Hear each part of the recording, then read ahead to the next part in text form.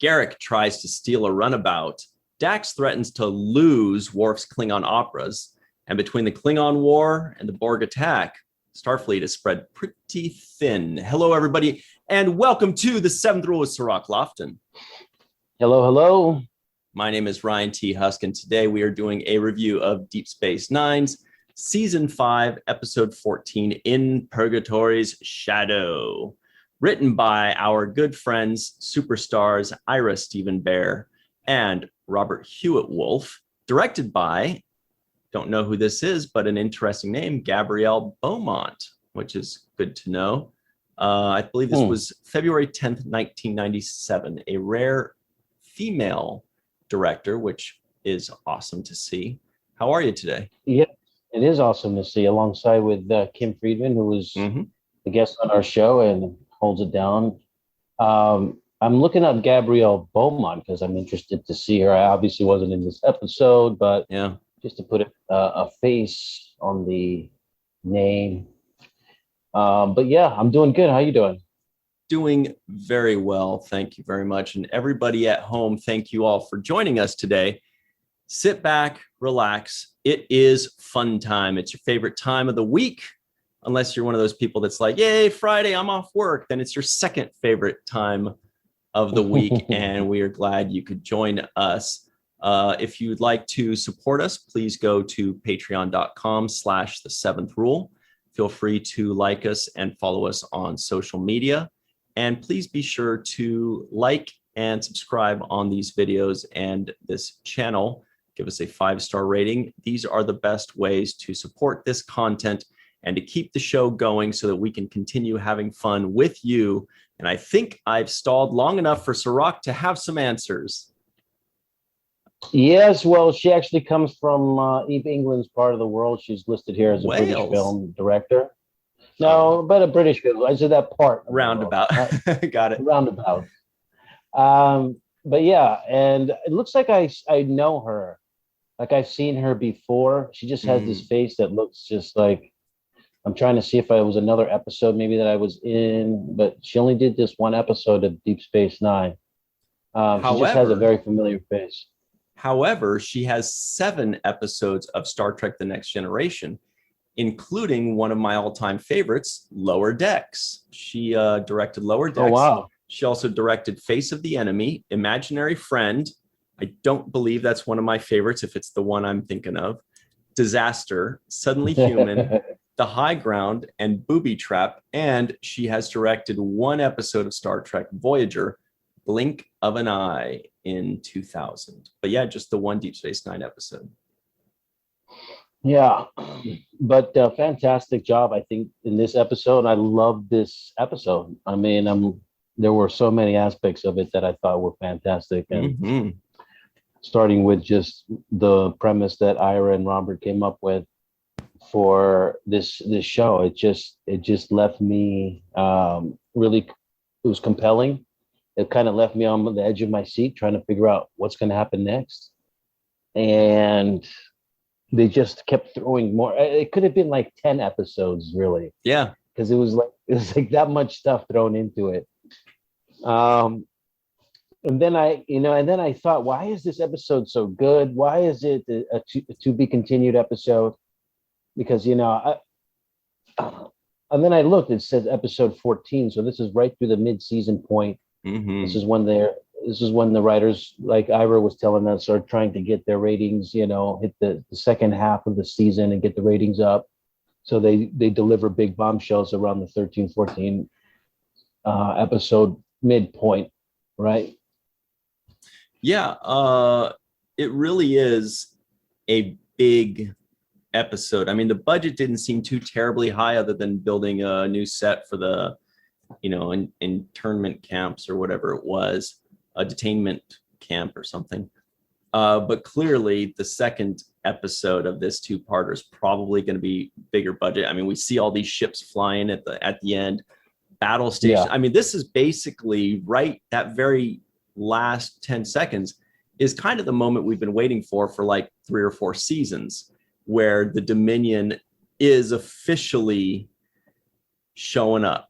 They are coming in, And it's the moment that, the people at Deep Space Nine have feared, and it's the moment that the fans have been waiting for, But beyond that, I thought, like, the big scale of the writing, the fact that it's so big scale and there's all these twists and turns and, huge implications. What I found to be the coolest part, almost as usual, was the dialogue. There were so many really good, fun, powerful lines in there. There was humor, there was subtlety. That I really liked all the lines.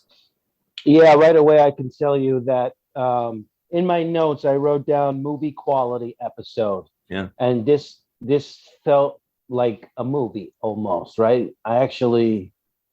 There was so many developments, so many intricacies, but it was just movie quality in my opinion. Mm-hmm. The story was so grand, it was so much going on. The moment of anticipation that we had all been waiting for, which is like, where the hell is the Dominion? Where are the Jem'Hadar? Right. What are they taking them so long? What's their plans? All of that is getting scratched on the surface. You know what Rom would call this episode? Movie quality. Anyway. Oh God. I'm sorry I interrupted you for that. That's my fault. Yeah, I thought it was going to be better than that. I really did. You did. Wow. Thank you. I was giving you way too much credit. Yeah. But no, I have to agree with you as far as writing down the dialogue. Mm-hmm. And, when you find yourself writing down exactly what the script says, that's when this is some good stuff here, because I have to write this. Like, this is so good. I have to write this down. Mm-hmm. We did it with the ship porn kind of talk that they were doing in the last episode. Yeah.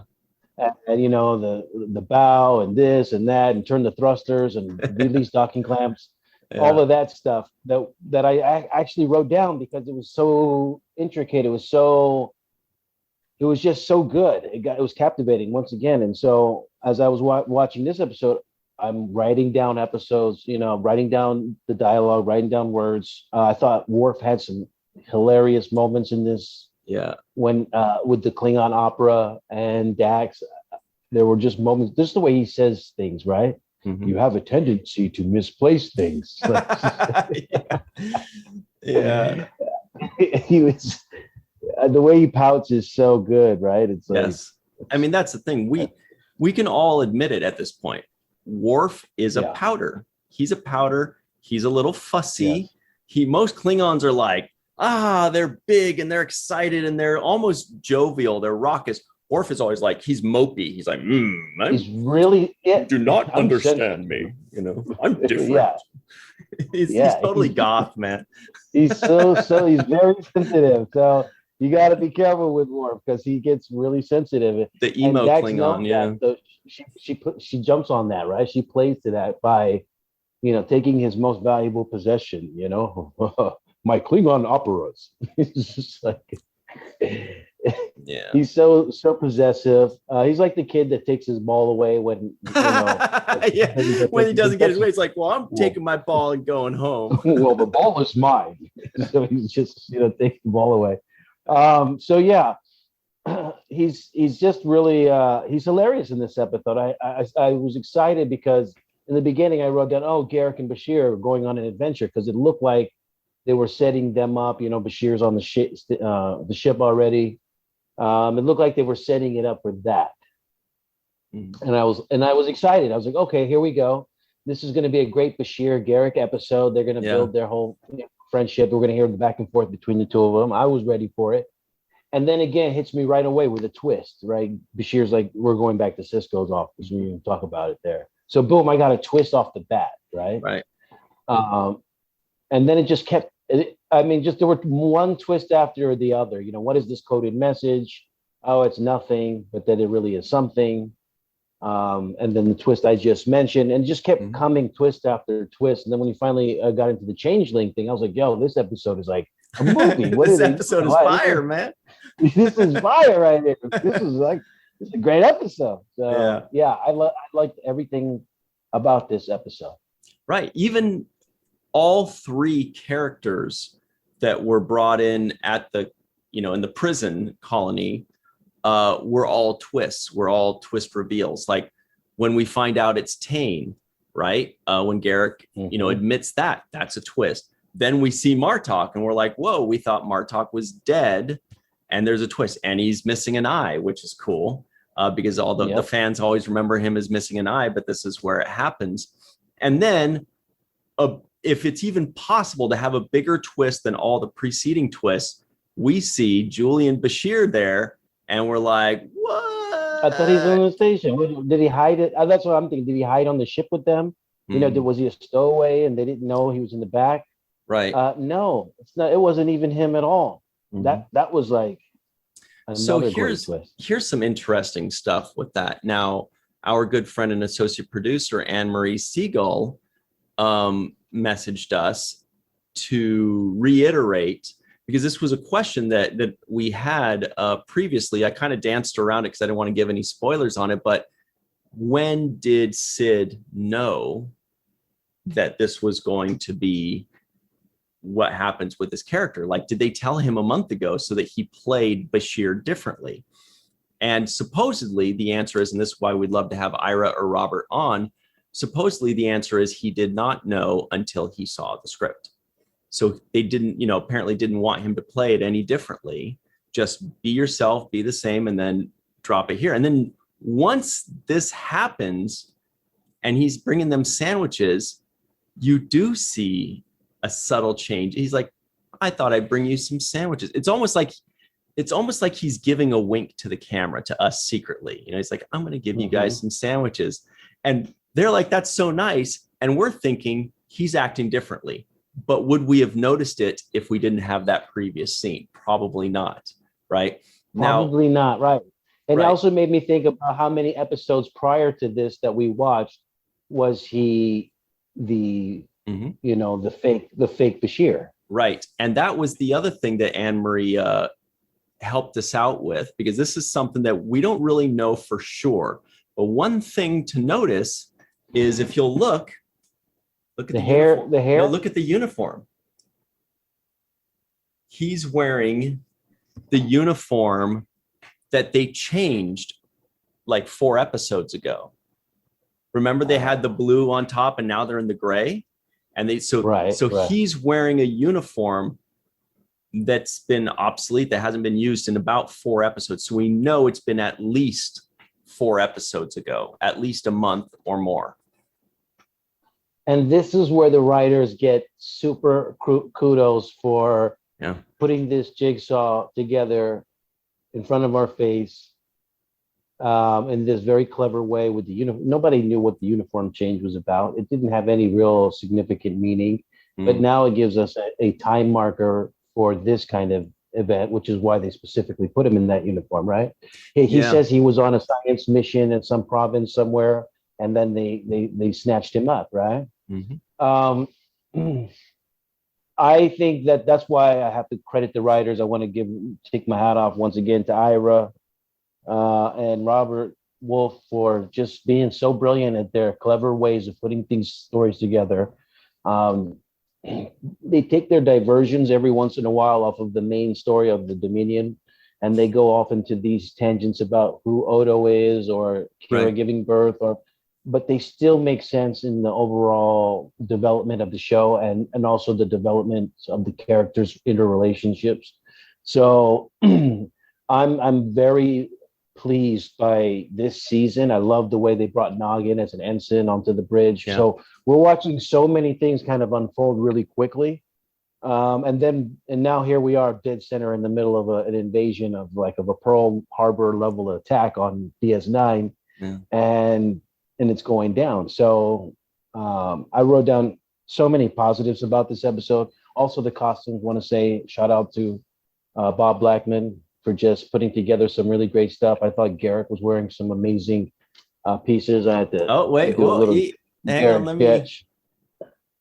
Sharp. Little Garrick love right there. Mm-hmm.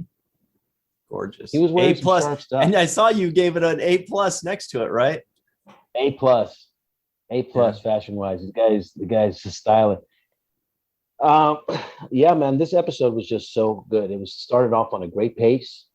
It's one of those adventures. I think I mentioned earlier that I like these adventure stories. I thought the Eddington story is kind of like an adventure story. It's, um, it's layered with this whole morality and this whole dilemma about which decisions to make between right and wrong, but it's also an adventure at the same time. So it's a combination of the two, which is what makes it excellent. If it was just one or the other, it may be lacking, but the fact that it's just both gives it just such a higher bar for me. And this one is one of those episodes. Mm-hmm. If Eddington were a cartoon, he'd be called Eddington Bear. Remember that? Oh gosh, yeah, I remember. I do wish, I hope Ira and Robert remember the moment in the writer's room or wherever it came up where they're like, what should we have Bashir wear? Because they're probably thinking he's going to a conference. Maybe they just put him in regular plain clothes. But someone at some point said, let's put him in the old uniform. And everybody that heard that was like, oh, yeah, that's been great. You know what I mean? And I hope they remember that moment, whether it was somebody by themselves and then they mention it to him later, or whether it's all in the writer's room. That I think that's a really good detail. And it's one of those things that when you stumble on it or when you think of it, it's like it's gold, I like that. Yeah, it is gold. And in the intro, I thought you were going to say something about Odo sliding out of bed, maybe sliding into the DMs, but I didn't hear the reference. Yeah, he's sliding out of bed and into Kira's DMs because she was like, well, I don't know. There are a lot of people, blink, blink, blink, that would be happy to take you out on a date, Odo, blink, blink, blink. He's like, I don't know. I'm grumble, grumble, grumble. It's kind of like the thing with like Worf and Dax, where he's being a fussy Freddy, and there's a perfect lady form right there that, is at the very least his equal or more, and is just we think it's a perfect match. We're like, go Odo and Kira, go Dax and Worf. And he's sitting there just being all fussy, talking about slipping out of bed and being all slimy and stuff. Yeah, I thought it was, and it's great too, because it's like he actually secretly got what he really wanted. I don't think he wanted to be a solid. I think he likes being the shapeshifter, and I didn't think he really, really wanted to be. He might have wanted to experience it, like what it was like to eat and drink and whatever it was, sleep, whatever it is that he didn't do differently.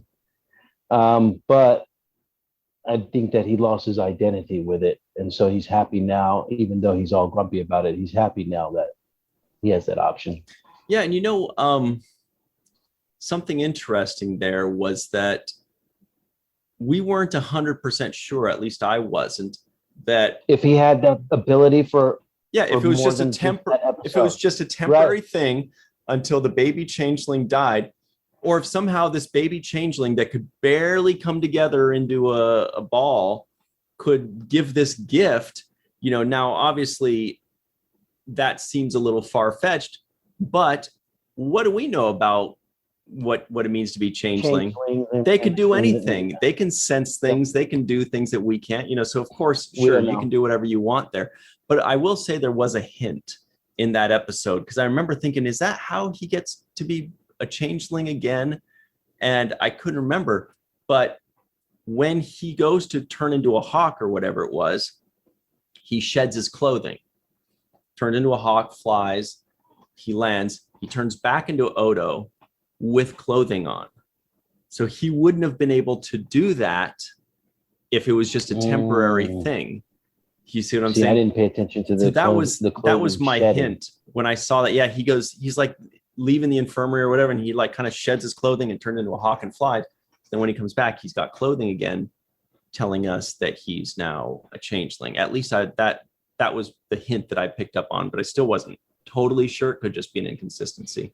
Yeah, I wasn't sure either after watching that episode if it was just a one-time thing. Is this like, you just get to experience it once again and just feel what it's like to be a changeling one last time on my way to the afterlife?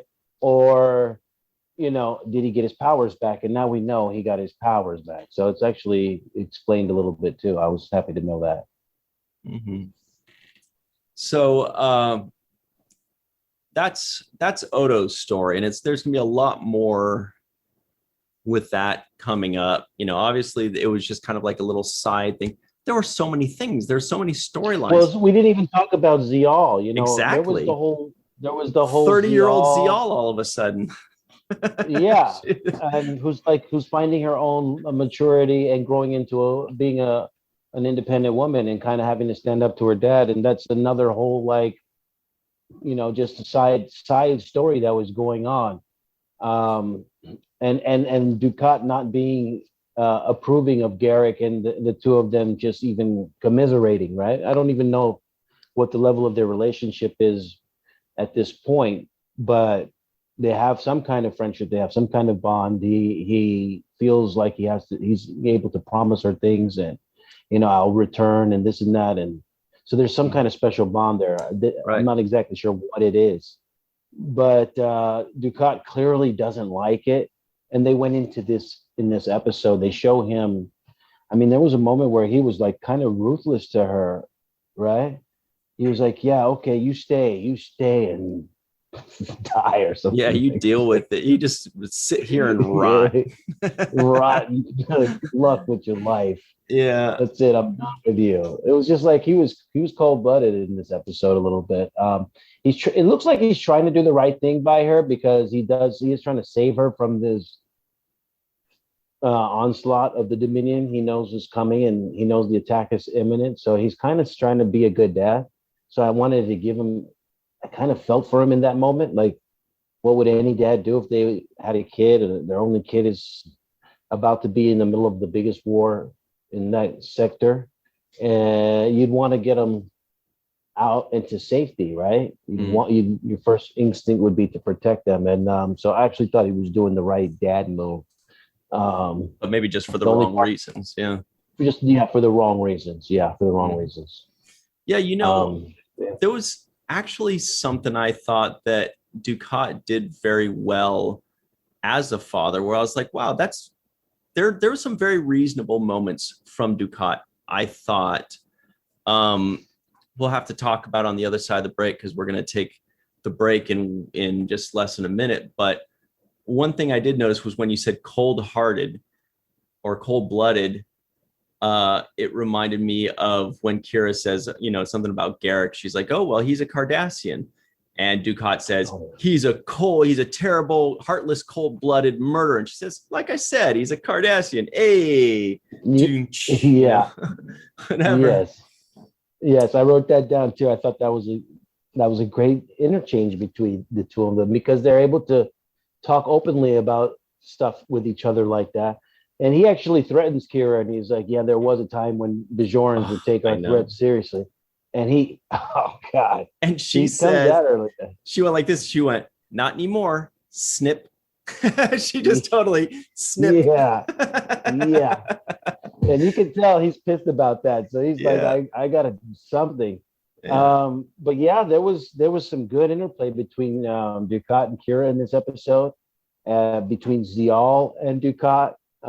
Just all these side moments, and I found myself really running the gambit of emotions, from like laughing to being really concerned to really tearing up sometimes. I was like, wow, this episode's got all of it. And they squeezed it all into one episode. So we're going to take the quickest break ever, and we're going to come right back on the other side of this on the Seventh Rule. Hello, everybody. Welcome back to the Seventh Rule with Cirroc Lofton.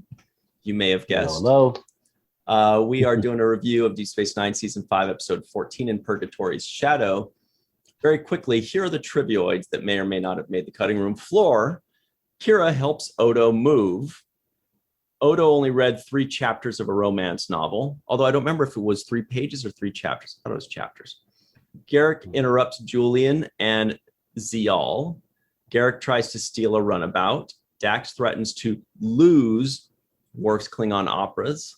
Garak accuses Dukat of being a chiropractor. That was really good when he holds him back. And then Garak comes back up. He's like, I think that might have actually helped my back. Thank Yeah, you. thank you. What a dick.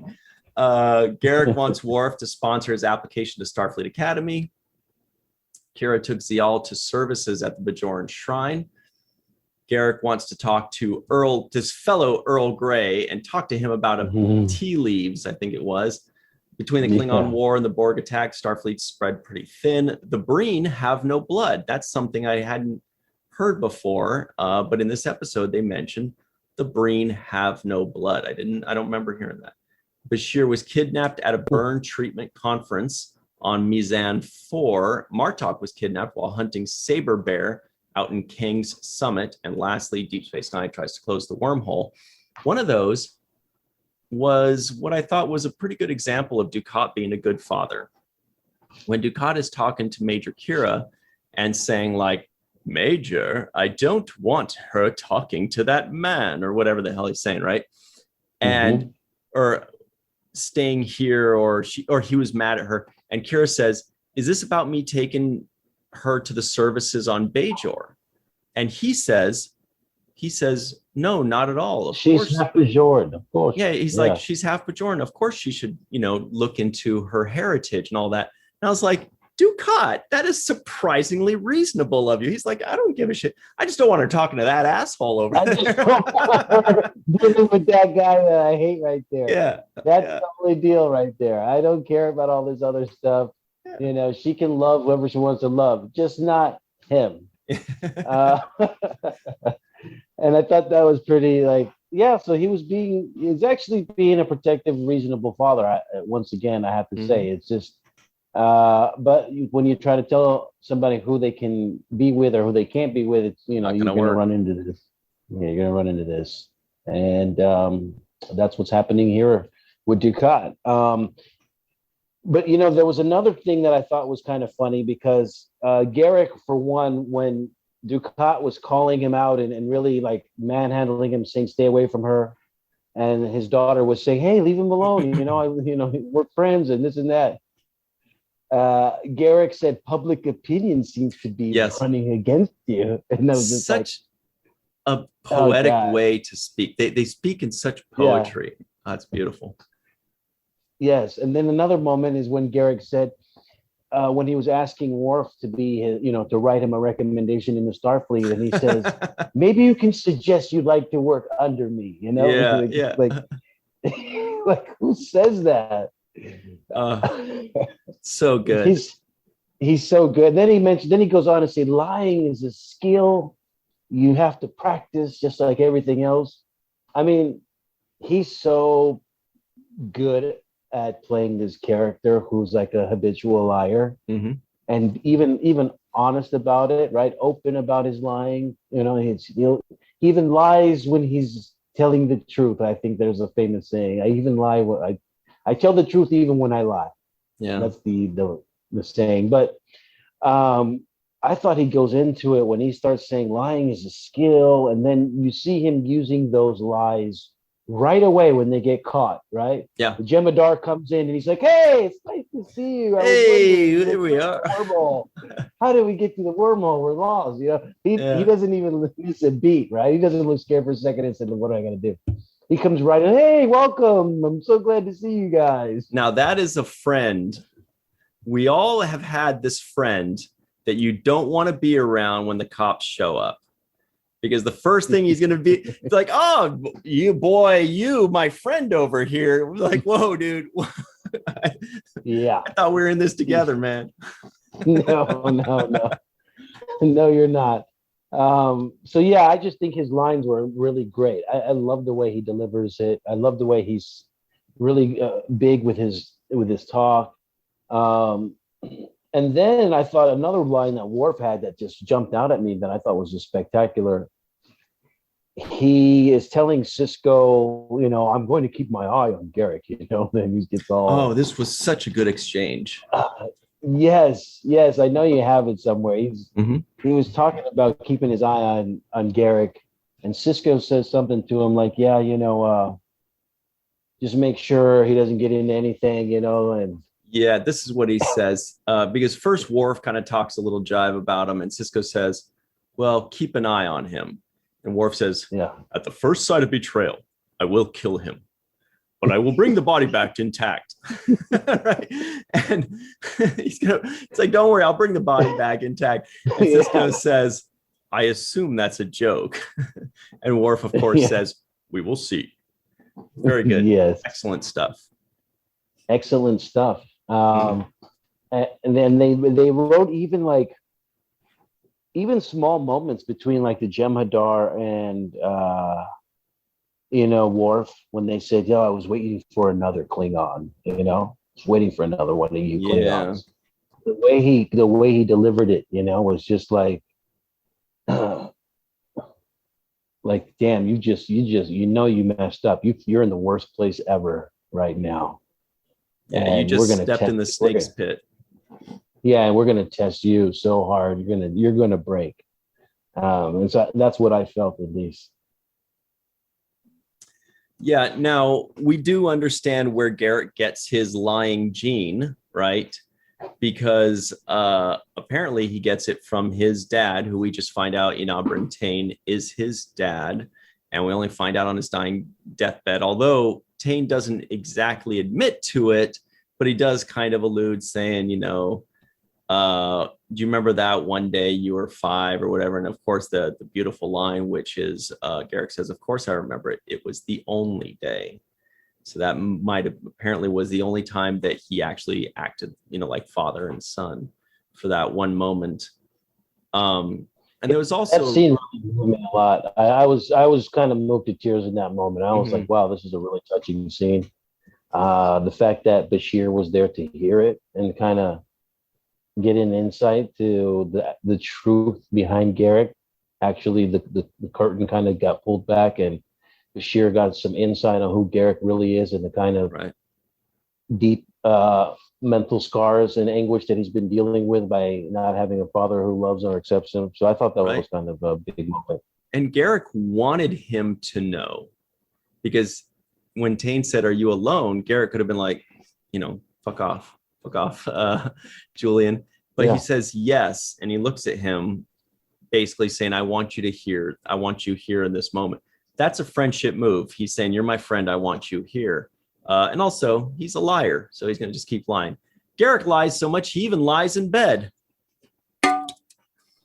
Oh, God. But oh my gosh.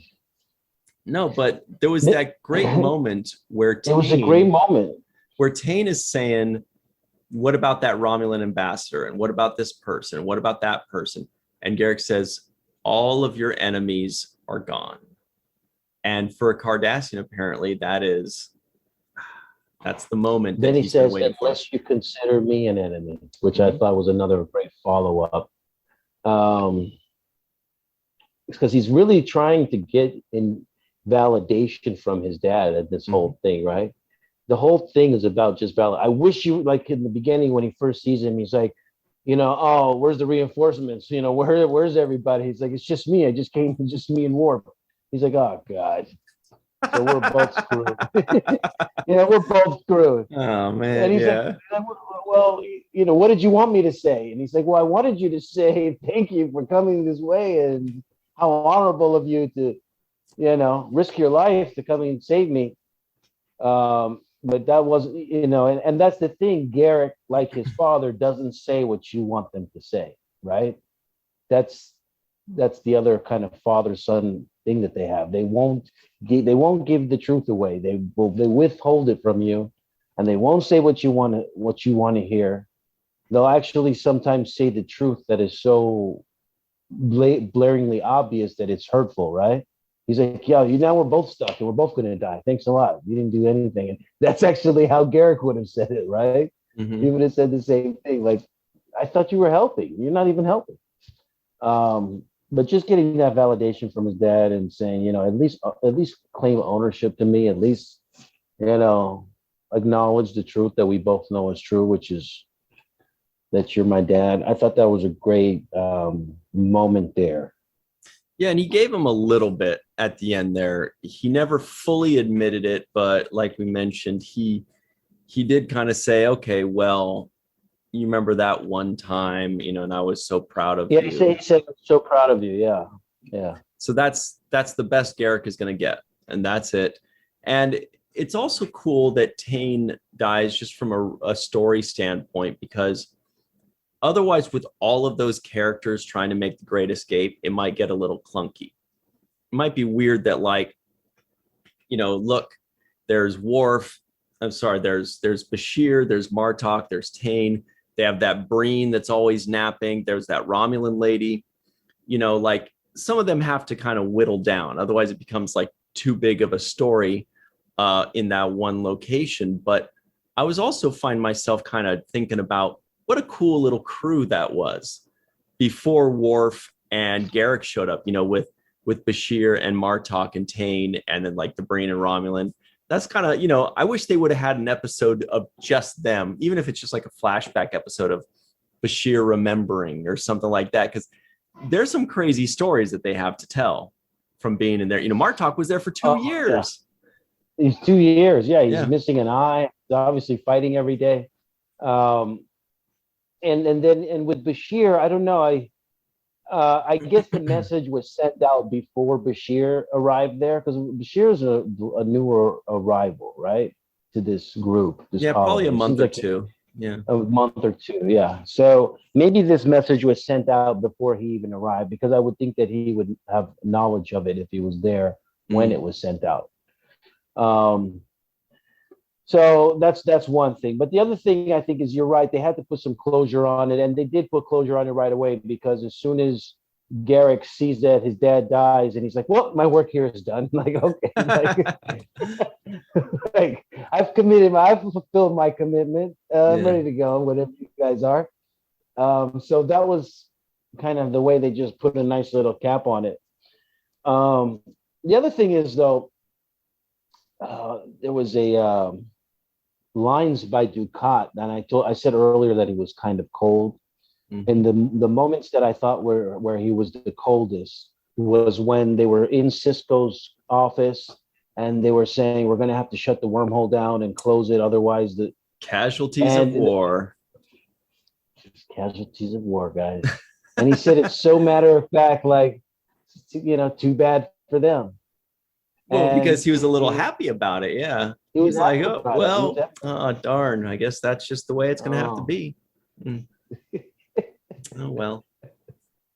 He's like, do we desiccate their remains? Is that? No, that's the fring. Well, whatever. We'll figure it out. We'll think about that. We'll do that later. Yeah. So yeah, the way he said it, he was just so casual about it. Casualties of war. And I just, this guy's cold. And then the other time he said it when he finally got pissed at his daughter, and he was like, you stay here and be damned. That's what he said. Stay here and be damned. And he gave her this cold look and walked away. And I'm like, wow. He just committed he just damned her and put her in damnation. Damn. So, yeah. That's, exactly. And, we're starting to think that might be his favorite child. I mean, he's got I don't remember how many kids he has, like 5 or 6 or 7, something crazy like that. But I'll bet you Zial is his favorite, because she's the one that's different. She's the one he can kind of escape to. Like, at home, he seems like maybe he's not the most happy person with his wife and with his kids. He kind of seems like, he's maybe not the happiest man at home.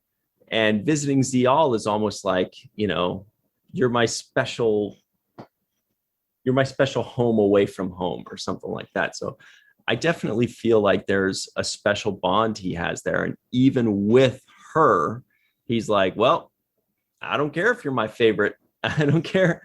Bye. I not only think that it's just a bond that he has with her, I also think he has a bond with the station itself. I think that, he's been there long enough. He was there before this Federation got there, and he looks at it like that's his home court. He just had to forfeit it over, but that's his home court. So I think just to have a reason to go over there and kind of mosey around and strike fear into everybody, he kind of enjoys that little edge that he has up on people. Like, I'm still the boss here. I'm still the warden around here. Mm-hmm. There's a little element of that. And I also think there's an element of he actually has a little bit of infatuation with Kira, and he finds reasons to come over there. A little bit. just say something to her, because all his scenes are like just like he likes going back, and they have arguments like a couple basically, right? Even though they're not, it's but they all have foreplay to this guy. Yeah. He Yeah, thinks this is all yeah. foreplay. He thinks he's in there with these arguments, and she's Mhm. like, "You have no chance in hell." And it's like, so there is a chance, right? Uh, so yeah, that's the thing I got. I wanted to ask you a little bit about they came up with 3 ship names that had disappeared into this mix, and were they any ships that were known by us or talked about prior? I don't think so. And I didn't write down the names, although I remember the third one was called the Sarajevo, just because I picture that. Yeah, I think that's a city in former Yugoslavia, but I don't remember which country it yeah. is. Maybe in It's on the Serbia. Eastern Bloc for sure. Yeah, Serbia or Croatia. Sarajevo. Yeah. Yeah, it's But I don't near remember there. I don't remember the first two. The first two might have been like a Romulan ship and a Klingon ship or something It like was the that. Maryland, the Maryland, the Proxima, and the Sarajevo. Okay. So maybe the Proxima was, but definitely the Maryland, I'm guessing, was a Federation ship. It has to be, right? Yeah. Yeah, and then I picked up on Sarajevo too. I was like, oh, they picked that word, Sarajevo. Bosnia Herzegovina. That's where it is. Bosnia, yeah, Mhm. exactly. Okay. Now there was another thing too that another moment with great lines that I wanted to point out, which was when Garrick is talking to Worf in the runabout, and Worf wants to leave, and Garrick is trying to push him by using that H word, honor. He says, it's the honorable thing to do, to stay here and Yeah. go after those ships, just like what you mentioned. It's the honorable thing to do. And Worf says, you use that word, but you have no idea what it means. And then Garrick, with the perfect line, says, maybe not, but you do. But you do. Yeah. I mean, excellent dialogue. Just as far as like playing mind games, he's such a psychological master manipulator. He knows how to play these mind games to get what he wants out of people, even when they know he's lying or trying to fraud them. He still gets you to react or behave the way he wants. Mm-hmm. It's just an amazing skill, and I think he's got more skills at that than Quark, who would probably be the second best at it, right? Because he monetizes it. But I just think Garrick is even better than Quark because he manipulates in this way that you have to agree with it. Like, he forces you into a mental dilemma where you're questioning your own values if you go against what he's saying. Yeah, it's interesting because you're right. Those two are the biggest manipulators. Dukat is probably third, but it's different with Dukat because he's much more conflicted. Whereas Quark, he's just trying to make money. And Garrick, they have different motivations though, right? Because Quark is manipulating you for money. Garrick is manipulating you usually on a case-by-case basis. Usually it's for whatever his best interests are at the time, whether it's to gain an upper hand or whether it's to convince you to save his dad or whatever it is. He's also conflicted in that he has different motivations every time. And sometimes it's not even his own best interest, because if you'll recall, like one time when they were in the Gamma Quadrant and he was trying to blow up the Defiant or whatever, and or shoot the Founder's homeworld, and they caught him and they're like, what are you doing? He's like, oh yeah, we would all die, but we'll save the Alpha Quadrant. So, his motivations are always different. That's what makes him such an interesting character. That's why he's so dynamic, and you really never know where his allegiance truly lies, right? You don't know who he's protecting and why. Mm-hmm. And so he's so mysterious about it that, in this episode, for example, this whole thing is about his dad. So really, Sisko calls him into the office. He's like, hey, we heard this message, right? And he knows it's his dad and that he wants to go find him. right? So it's not even about the Jem'Hadar and the prison colony and all this. I mean, not to him. To him, it's just my dad needs me. I promised that I would be there no matter what, and this is going to be one of those no matter what situations. All that other stuff about Bashir and this and that, those are things we find out later because of his own selfishness. We actually are uncovering the biggest threat, and it's fortunate for them to be victims of his selfishness, because essentially DS9 is able to prepare itself for what is going to be an upcoming invasion, right? So they got a little bit of a heads up or a head start notice, which would have been a complete surprise attack if they didn't, right? Yes. Right. And so Garrick, in a very reverse way, in a very selfishly motivated way, has alerted DS9 to what the hell's about to go on, right? It's it's good. And Kira went and verified it. Just a nice little moment for her, where he just kind of, Sisko sends out Kira real quick. He's like, hey, can you go verify something for me? And just super quick and easy, good storytelling. She just comes back and she just has one word. I don't remember what that one word was, but it was something like trouble or something, like it might have been trouble, but he says, what did you find? And she said trouble, or whatever that one word was. That's it. That was, as far as an actor is concerned, that whole scene setup, the lighting, the setting up the cameras, all that was just for that one line. Okay, ready, action, trouble, right? And that's cut, moving on, right? And and it's hard to deliver that one line right, because you're not feeding off of anyone. It's just like the AD or the script supervisor's feeding you the line. But of course, it was great, and it was a powerful moment. And one more thing I wanted to add too. Yeah. Another thing that's looming in the background is Worf, son of Moog. When his family has pretty much lost all their honor in the Klingon Empire, and now he has the opportunity, whether completely by happenstance, to find some sort of redemption by bringing General Martok back to. That's a great point. To the mix, right? Mm-hmm. So I'm seeing that he has this potential. Right. He's going to come back and be like, how do you like me now? How you like me now? Like, you're welcome. I brought back a guy, and you guys have been lied to. So I think everybody has a little something in this storyline, a little nugget in this. Everybody has their foot in this pot a little bit, or their hand in this jar. And that's what makes so much at stake. And so it just makes it so all encompassing with this impending attack. I just thought of something about 40 minutes too late, but do you think that, how, like, if anybody that's ever had a cat knows that cats love to kill a rat or a bird and like leave it on the doorstep of your home or give it to you. They act like it's a gift. They act like they're like, see, look at what I got for you. Look at this wonderful thing. Do you think that if Worf killed Garrick, he would present him like that to Sisko? Like Worf would just carry Garrick in and be like, like, see, look at this gift I bestowed upon your station, Captain Sisko. I don't know. I picture that. Possible. He would either do that.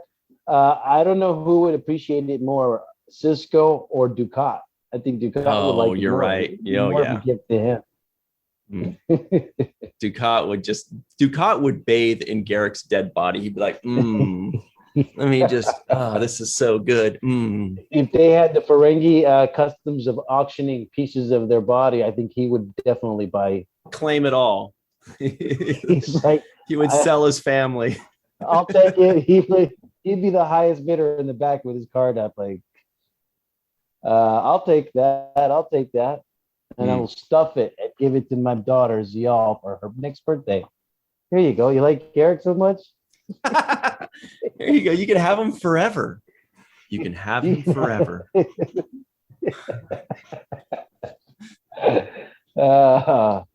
Very good episode, though. Once again, like I said, had a little bit of everything. It had the comedy, it had the drama, it had the emotional scenes. It had the sensitivity, and then it had plot twist after plot twist after plot twist. And actually, one other thing I wanted to mention too is that, watching this episode gives me more context to Sid Dig and what Sid was doing with the Sid City and those readings that they were doing, the Alone Together series. I just felt like they took a lot of the elements from these shows, because I remember we talked about Brentane. We talked about a few of these concepts in that in his online Sid City. So kudos to Matt, who was actually writing all of that stuff and taking some of these concepts and expanding upon them. I thought it was really good, and this started to give me more clarity to where those concepts were coming from. For example, cool. the closeness of Bashir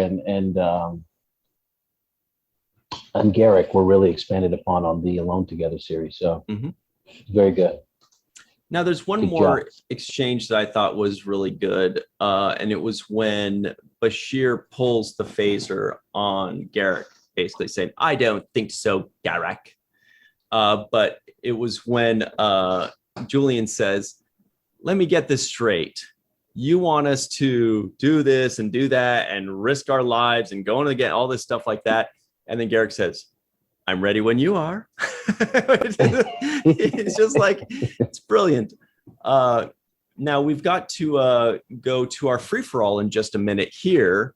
But before we go, honestly, I couldn't find a nitpick.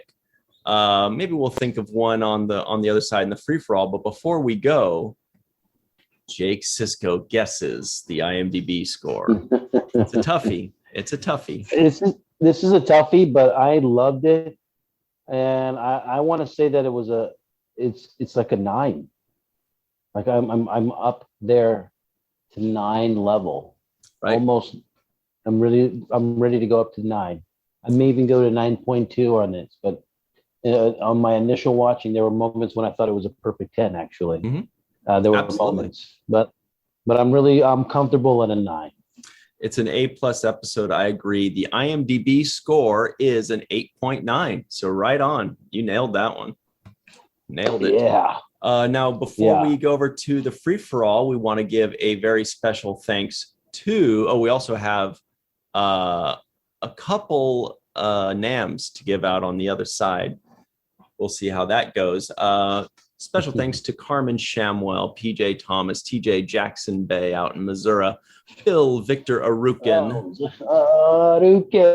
Yvette Blackmon, Homer Frizzell, Eve England out in Wales, Titus Mohler, Tim Baum, Dr. Anne-Marie Segal, Dr. Susan B. Gruner, Dr. Mohamed Noor, John Mann, and Mark Roco. Thank you all. We are going to be right back on the 7th rule with the free-for-all.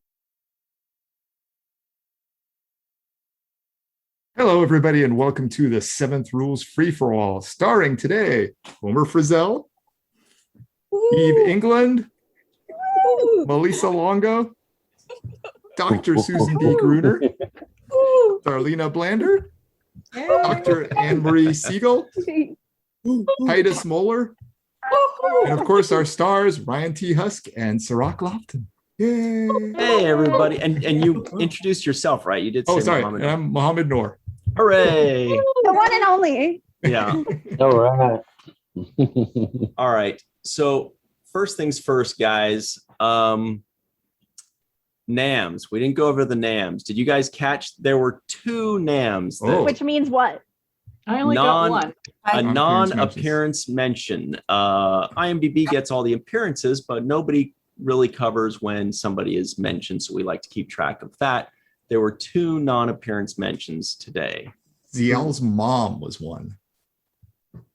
Because remember, he said something about your mother. Does that count? Was it by name? I mean, that is a non-appearance mention. That's awesome. I didn't put it in, but yeah, that's a good one. It was by name, wasn't it? Nice. That's awesome. Very good. Yeah. What's her Very name? good. That's a bonus.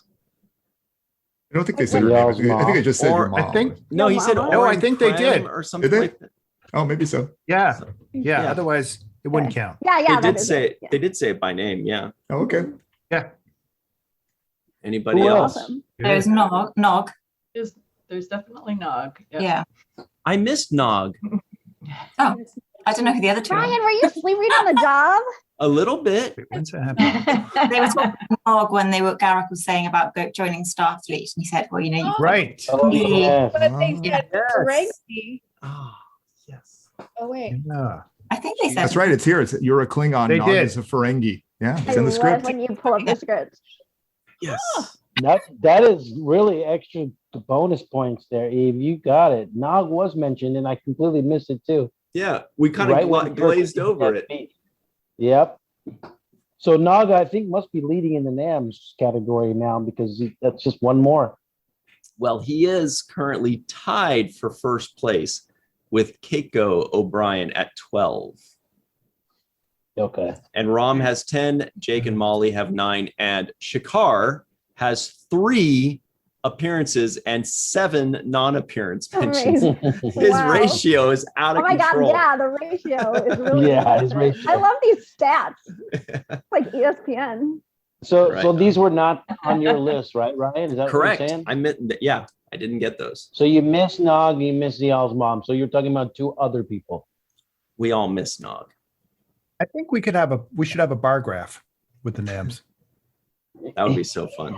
Right? So Yes. the ones I got by name, one was by name and one was not, was Kira Yoshi. Mhm. So I believe that's Kira Yoshi's 3rd NAM already. Yeah, he's dominating. For like amount of time we've known of his existence. Yeah. For a 1-month-year-old. And 1-month-old. the other one was Garrick's mom, Mila. Oh. Mila, Mm. his mom. Is that his mom or his I think in books they go on to say that it is his mom, but in Right. the show. Right. So I guess that's technically not canon. You're right. Because if it's Yeah. in books, it's not canon. That was revealed in A Stitch in Time, written by Andrew J. Robinson, my favorite Star Trek book. Which is a book I consider canon then. It's true. All right.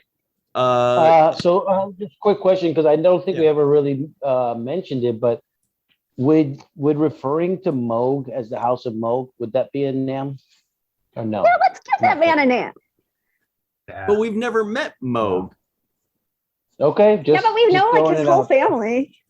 No, It's like we know him. not really. I don't know. I kind of want him on the board. I mean, it's not unheard of because we With also an hear asterisk. Quark, son of Keldar. Is it yeah, Keldar? yeah, Keldar. But does Keldar get a name? I don't know if you put it on the board. They should. you? It's not fair if we don't. Right? And Singta should have gotten a name too. Who? Who? Yeah, last week. I did. The informant or the contact that Sisko was going to meet. Oh, Sing Time. Oh, hilarious. One and done. Wait, Yeah. so did you put Mila? Did you put Garrick's mom and Mila as the same person, or are you keeping them separate? Same person. Maybe keep them separate, and then we can do the math. Well, I don't know if Garrett's like mom triggering has my been OCD. mentioned before. Yeah, but she will be later. Titus, I'm sorry. I swear it's not always like this. Just mostly. Just mostly. So, but yeah, Titus, you Was had some- Galron mentioned at all in this episode? No. who? Gowron. I thought so, but I don't remember exactly. When they were in the prison, I thought maybe they did, but it was just what the doppelganger was up to. that she Yeah, I was not in the expecting script. it too, but I didn't see it. Yeah. Yeah. Okay. Mohamed Can did a you quick imagine how- Control F, Yep. Command F. Yeah. Control F, Gal. Yep. That's exactly what I did. So, Titus, you have some things to throw at us about this episode, yeah?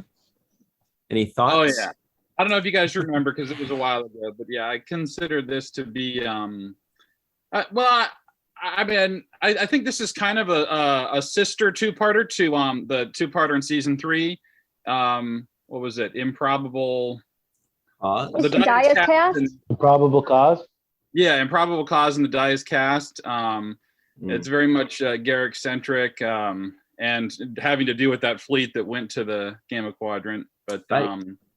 but yeah, no, this might be the beginning of my favorite two-parter in all of Star Trek. It has just so many things that I really like about it. I took some notes, so I'll refer to those a little bit here. Yeah. Of course, it has a great Worf Dax scene, and of course, there's people might have more they want to say about these, so I'll just mention them real quick. But yeah, great Worf Dax stuff towards the beginning. I loved the Worf Sisko back and forth. At the first sign of betrayal, I will kill him, but I promise to return the body intact. Worf was a little insolent, perhaps, to his commanding officer, because he's like, I assume that's a joke. We will see. Yeah. But I loved the pairing of Garak and Worf, because I really like the character of Garak, and I guess I'm a little straight-laced here, but I always was rooting for Garak sort of becoming a legitimate good guy. I liked trying to appeal to his better angels and stuff. And to me, I've come to this point to really respect Worf as a man of honor. And if Worf even a little bit was willing to give him an endorsement, that's a big deal. And as it's not like they're buddies and stuff, but as you'll see in the little preview of the next episode, there might be some possible respect there between those characters, and to me that's always a big deal. So I love pairing those two characters together to see could they maybe somewhat kind of get along and work together. And I've realized one trope that I just love in storytelling in general is garbled transmissions. Oftentimes, really important things are being relayed in garbled transmissions. And in this case, it's Jem'Hadar, build up, and then imminent. And then, we're losing contact with whatever the listening posts in the Gamma Quadrant are. But to me, that was such awesome build up. And they'd already been kind of flirting with the Dominion threat for a while now. So that was a huge deal to me. And then, of course, in the Gamma Quadrant, we have the sort of the official introduction of General Martok as part of the recurring cast. We got to see the two-eyed version earlier in the show, but now he's really going to become a guy we're seeing quite on the regular. And I really liked the teamwork, and I guess we'll probably see more of that in the second half. But I love the teamwork between Martok and Tain and Bashir and then is it a Vulcan lady? Breen. Probably a Romulan lady, because the Romulan fleet was with the Cardassian fleet. It's like an Obsidian Order and Tal Shiar group. Mm-hmm. Yeah, that's a good one. And then what I would consider perhaps the greatest out of left field moment in Star Trek history, and that's the appearance of Bashir. And it was one of those things that I think only DS9 could have pulled off. I don't know that any other series to date has switched uniforms in such a major way mid-season. So I definitely paid attention to those details, because I liked the new uniforms and stuff, but it was definitely a big switch. And I took note of the fact it had been about 2.5 months in airtime since those old uniforms had appeared. Awesome. The Ascent was aired November 25th, 1996. This episode aired on February 10th, 1997. It was ages. And all of that immediately clicked when I see Bashir, and I'm like, he's wearing the old uniform. Wait, are you telling me we haven't seen him in more than 2.5 months? That just blew my mind. Just understanding the ramifications of that and what it meant for the station and all that. So those are some of the things. And of course, there's a huge twist brewing for the second part that still, like we mentioned, hasn't quite been revealed. But to me, just make this maybe the best two-parter I've ever seen for Star Trek.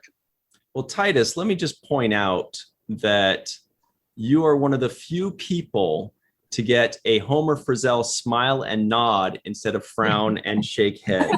You're one of the few people, so those were very good points. Awesome. Thank you, Homer.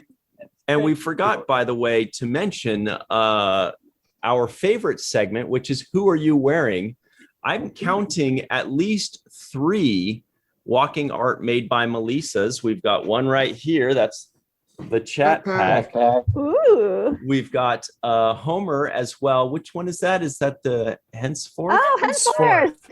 Hang on. Speaking of Mary Chifo. So cool. Yes. And Eve, I hope you don't mind, but we're going to spotlight you as well. Wait, there it is. Cat pack. Oh, wait. And check out Eve's earrings. Oh, yeah. Oh, wait. Is this the cool ones? So cool. Yeah, they're Oh, wow. invisible. I don't know if you can. They're That's Look at keeping that. on A lot Bird of really cool Praise. stuff. It's cloaked. Oh That's wow! epic. Oh, Dude. I love that. oh I That is the obviously had coolest to like thing. order copycat ones. so cool. Now I also so see cool. I also Those see are so two cool. Abyssinian kiosks, if I am Mhm. correct here. Mohammed is Abyssinian kiosk right here. That is In the house. Cirroc's sister. Really nice design. And Sue, we're going to spotlight you in a second here. That's the Oh, Sisko yeah. Kid Oh, okay. variety. I love that pink one. Beautiful. Oh, that means Oh, there are nice. 3. Pretty. Oh, there's another one, is there? Yeah, Cirroc. The Rock, yeah. No, I don't think so. Yeah, this is an old school one. Yeah. No way. That's awesome. Yeah. Oh, I've got my Awesome. The sweatshirt. Nice. I kept the sleeve off the sweatshirt, but it's Oh it's actually Holly I love- Selassie. Wait, you Garricked it? Stop making him stand up, you guys. I did something. So I must from there as well. This is Abyssinian kiosk too, especially for today. beautiful Oh, stars. wow. I've seen that one. Celebrating. Wait a minute, hang on. us. I got it. That's gorgeous. Right. Mm-hmm. Oh, she's celebrating with us. Thank Yay. you for participating in American holidays. She's like, no I problem, know. traders. Yeah. So the walking art made by Melissa Designs, that's walking art made by Melissa.com. You can find that link in the description box below. The Abyssinian kiosk ones is abyssiniankiosk.com. You can find that in the description box below. And finally, looks like Melissa is wearing a Be Kind shirt. That is Chase Masterson's team. BeKindMerch.org, I believe, is the link for that. BeKindMerch.org. Yes, Homer. Good memory. Yes. Excellent. All right. Good Wait, stuff. and I have a Teespring shirt on. For Oh. you guys. Ah, With discount Right, available on the Patreon site. Yes. So that is teespring.com/the seventh rule. You can definitely find that in the description box below. That's our online store. If you are a patron, certain levels get you really good discounts. All right, let's talk about this episode a little bit more. Anybody else have any fun thoughts on it? Homer. I have a question Okay. for Cirroc. How are you able to only watch one part and not watch next week's episode immediately after? Or did you? Time. Probably. Yeah, no, I was very tempted, but time is the big restriction. Yes, Ryan got it right. This to me, I was like, this is a movie. This felt like a movie. And you know, when you watch something and you're thinking, wow, this is like a movie quality script, and the way the action's playing out and the way there's so many sub storylines and they're all just kind of hitting you over the head one by one, where you're like, oh my God, that's true. Oh, and then Bashir's here too. And Marta and this and that, and that's his dad.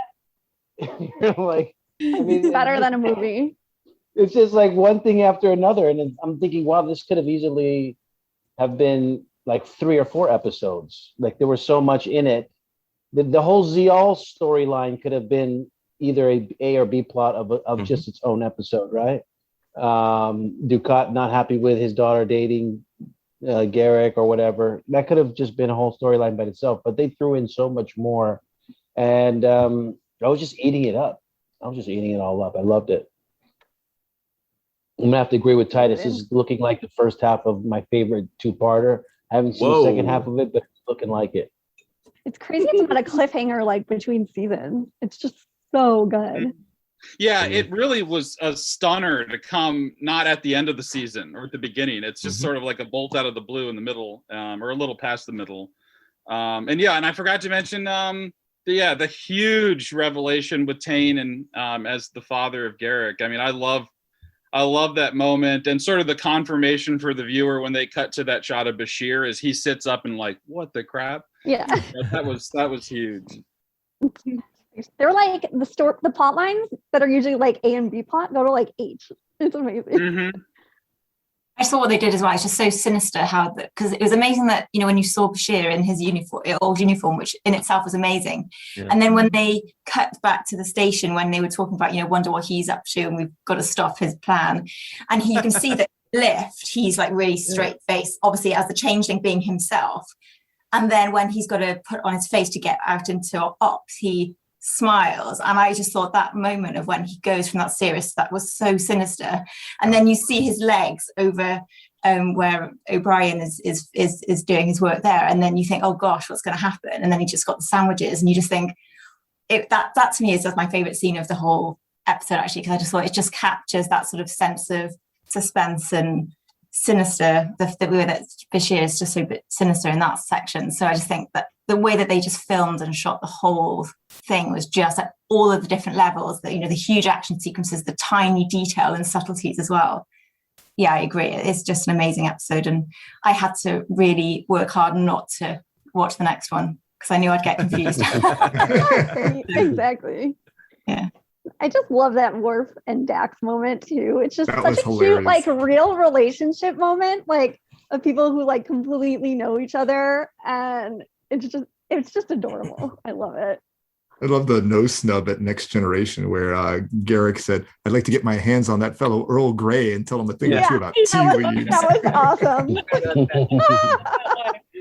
It was so good. So, Homer, it looked like you had something to add as well, yeah? Titus really did a good job covering a lot of this. So I'll just pick up on some things that he said or didn't say. One of the things that struck me is this continuing evolution of the relationship between Bashir and Garrick. And so Bashir is in that room, and Tane specifically asks him if he's alone. Yeah. And Garrick has been really secretive. Well, he's always really secretive, but for this particular moment, he's like letting Bashir in to whatever is going to happen. So I thought that was a nice moment.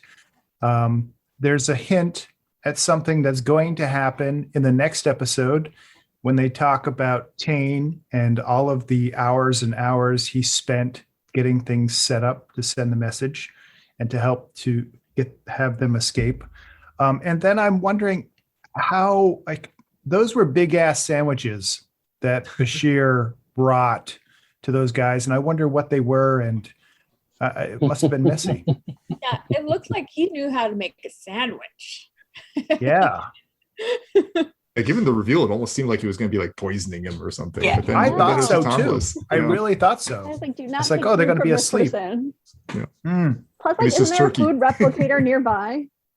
Yeah. And I Was think it really that helpful? I felt like Yeah, something that's true. suspicious. They can make their own Yeah. food.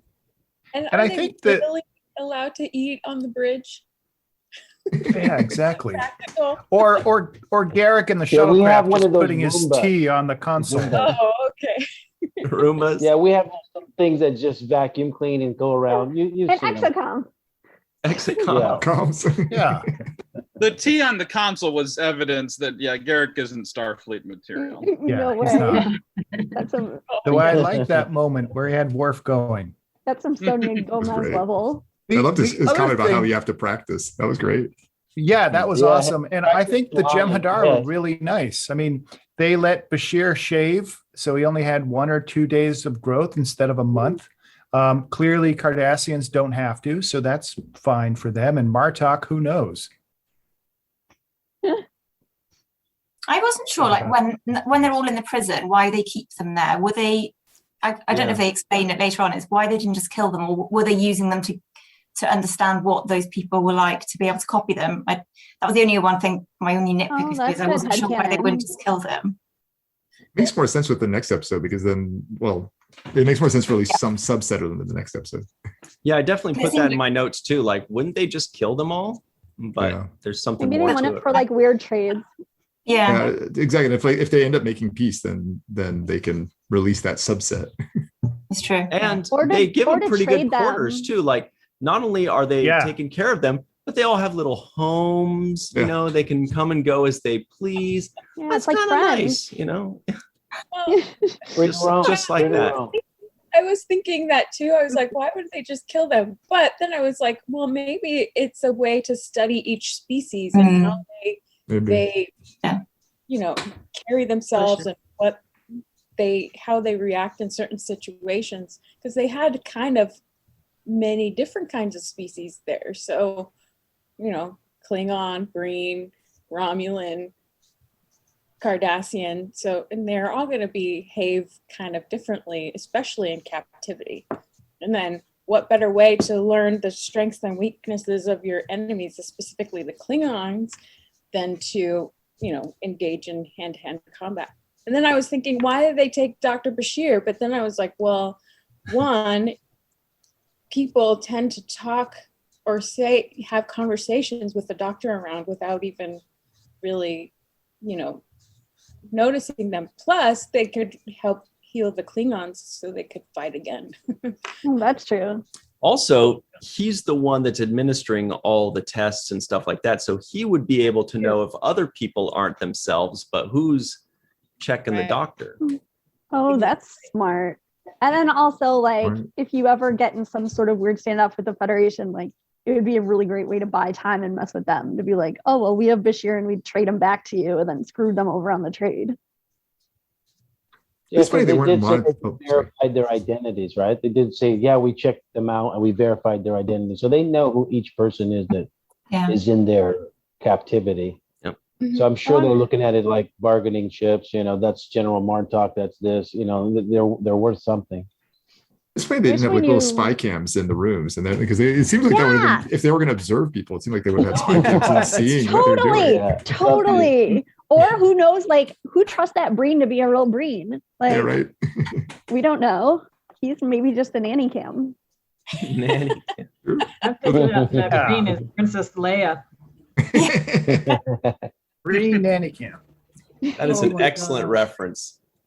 Right? I was just thinking how we just that's came a up license for to for the uniform, and basically talked about how Eddington had infiltrated them all this time, and now we just come off of that episode, and now we know Bashir's infiltrating them, and I'm just thinking the amount of damage Eddington was able to do by rewiring the whole systems.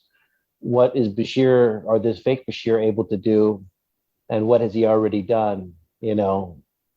Starts making me wonder, like, oh man, this is bad.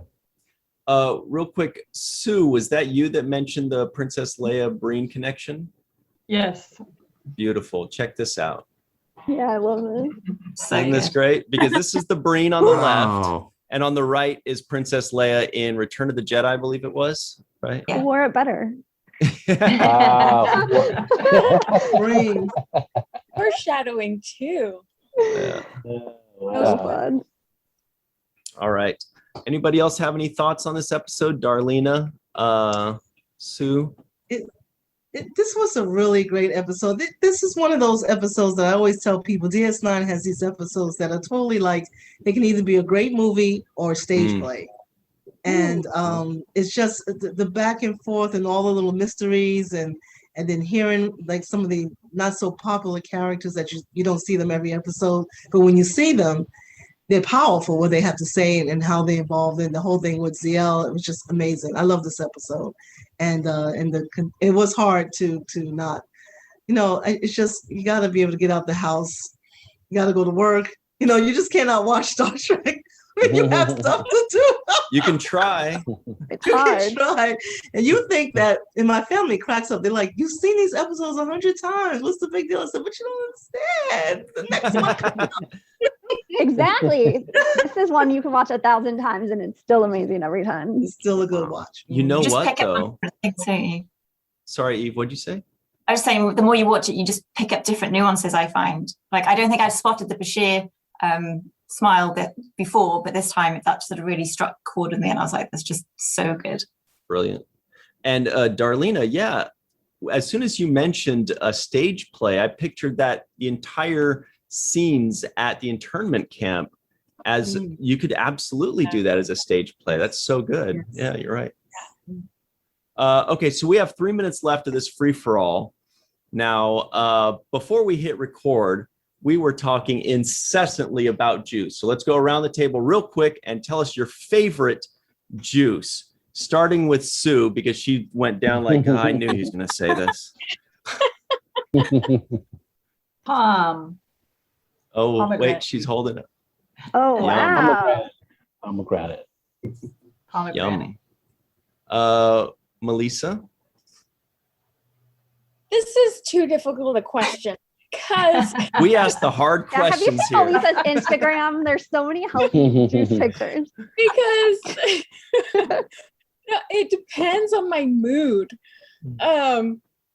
Sometimes, some days only apple juice will do, and then some days only orange juice will do. And like today, I probably would pick pineapple juice, but tomorrow it could be watermelon. So I don't know. Juice is good. Yeah. What about you, Homer? Favorite juice or juices? Well, I'm sure this answer won't be accepted, but I'm going to say it anyway. Prune I like juice? fermented grape juice. Hmm. Good choice. But if that doesn't It took fly, me way too long to get What that. kind of grape juice? fermented grape juice. Fermented. It's still juice. It is. But, It's uh, wine. if- One Wine. of your 5 a day is definitely Yeah. one of your Juice 5 a day. wine. But Wine. I'm Oh, gonna you mean go, wine? Yes. Drinking that wine and Yes. smoking them tweeds. Tomato. And tomato. Tomato juice. Tomato is the top juice for me that hasn't been modified, I guess. Got it. So wine and Bloody Marys. Cool, Homer. Yeah, you got it. With a Titus? chunk of celery. Titus, what do you Oh, say? yeah, Bloody Marys. That's a good one. I guess probably maybe cran grape juice. It's ocean spray, I think. Cran grape is pretty good. Mhm. Mm-hmm. That's Darlena? two. Good one. No, it's a Apple. blend. Apple and Eve apple juice. That's my favorite juice. I drink apple juice a lot. Yeah, cold days, hot days, with any type of food. Then I'll switch off to grape juice, Welch's. It's got to be a specific brand. You just can't give me any apple juice. It has to be specific brands. But yes, apple What is juice. this? Tree top?